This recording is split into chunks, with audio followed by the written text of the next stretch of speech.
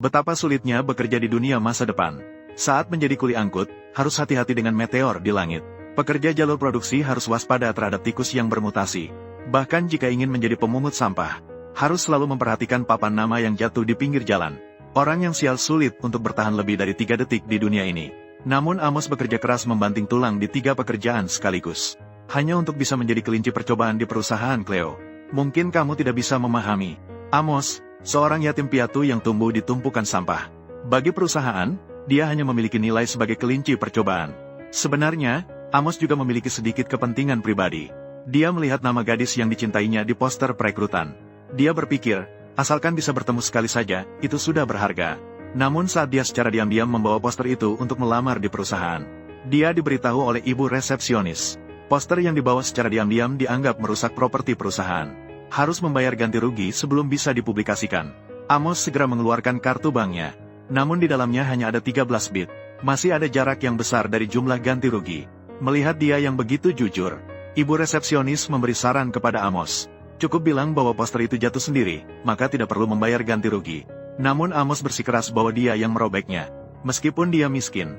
Namun, tidak berbohong adalah prinsip hidupnya.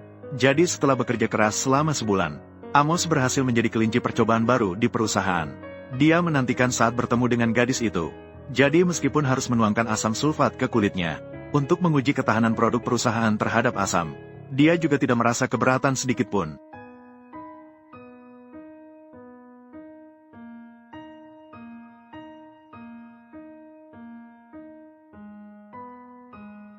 Untungnya, kelinci percobaan juga dianggap sebagai karyawan resmi perusahaan. Mereka akan bertanggung jawab sepenuhnya atas segala cedera atau cacat.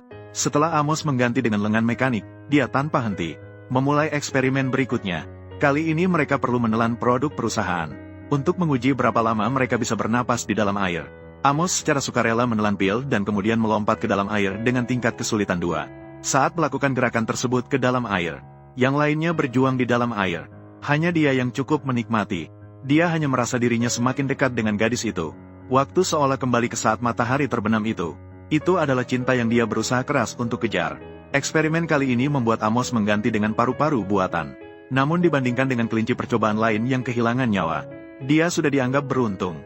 Setelah istirahat singkat, Amos mengikuti eksperimen ketiga. Kali ini dia perlu mengonsumsi kapsul penangkal racun dari perusahaan. Kemudian menguji berapa lama bisa bertahan dalam pemeliharaan binatang beracun. Saat Amos dengan keras menderita rasa sakit, sosok yang terus terbayang dalam pikirannya akhirnya muncul di depan matanya. Amos berlari tanpa memperhatikan lukanya. Meskipun secara tidak sengaja membuka kandang binatang beracun. Tapi itu semua tidak penting lagi.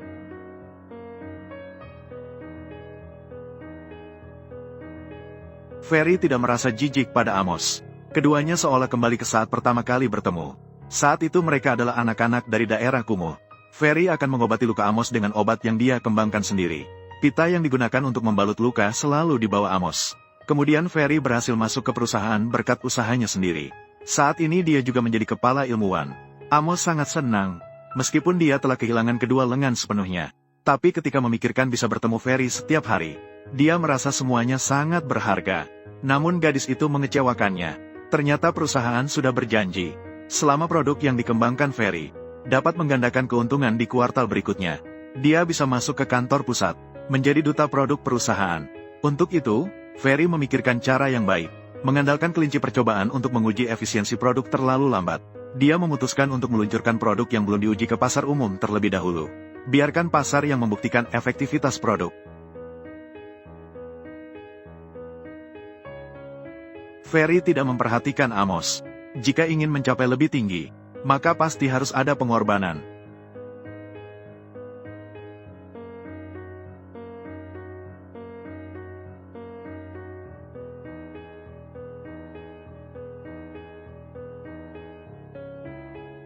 Saat ini, Amos akhirnya menyadari, Ferry, yang pernah berkata ingin mengubah dunia, telah berubah.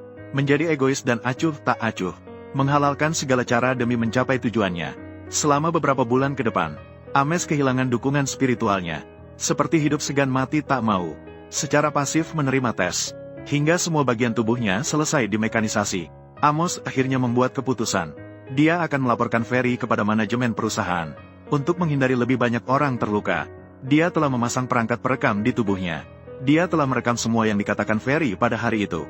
Namun, ketika dia tiba di kantor ketua perusahaan, ternyata Ferry dalam waktu singkat beberapa bulan, telah menjadi Tante Cleo dengan cara lain. Namun, setelah benar-benar duduk di posisi ini, dia menyadari bahwa dia telah kehilangan semua temannya.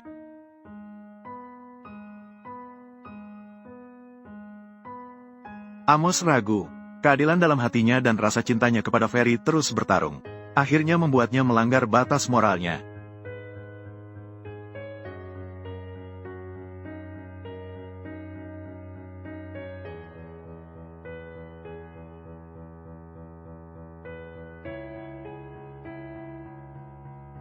Mungkin setelah melalui begitu banyak eksperimen, dia juga perlahan-lahan memahami hukum bertahan hidup di dunia ini.